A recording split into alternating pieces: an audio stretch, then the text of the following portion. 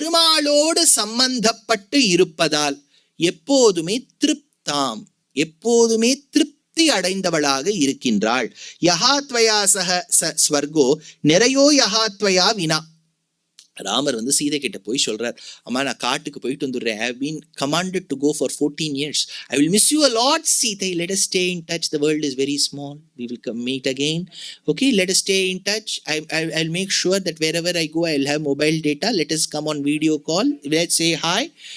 I love you so much. Vaidehi காத்திருந்தால் I'm going. Bye. அப்படின்னு சொல்லிட்டு கிளம்ப போனார். அப்ப சீதை, எங்க போறேன்? காட்டுக்கு போறேன். என்ன? See, this is heaven for you. Ayodhya is heaven for you. Whatever comforts you want. கை தட்டினா கூப்பிடுறதுக்கு ஒரு 10 பேர் இருக்கா. காட்டுக்கெல்லாம் வராத மாதிரி எப்படி இருக்கும்னே தெரியாது. ராமா, ஸ்வர்க்கம்னா என்னன்னு கேட்டா, அதான் இந்த மாதிரி இடம் இல்ல. நீ இருக்கக்கூடிய இடம் தான் எனக்கு ஸ்வர்க்கம். நான் இங்க உட்காந்து என்ன பண்ணுவேன்? இங்க 1க்கு 3 மாமியார் இருக்கா.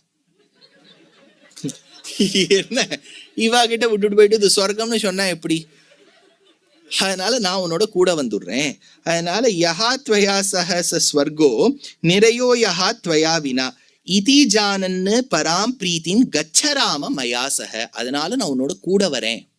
எவள் ஒருவள் ராமனோடு இருந்தால் திருப்தியாக இருக்கின்றாளோ அப்பேற்பட்ட சீதை தானே லக்ஷ்மி. திருப்தாம். எவள் ஒருவள் ஆශ්‍රயித்த சேதனர்களுக்கு, ஜீவாத்மாக்களுக்கு, பக்தர்களுக்கு திருப்தியை ஏற்படுத்துபவளோ அவளுக்கு தர்ப்பயந்தின்னு பேர். பெருமாளோடு கூட இருப்பதால் திருப்தாம், நமக்கு திருப்தியை கொடுப்பதால் தர்ப்பயந்தீம்.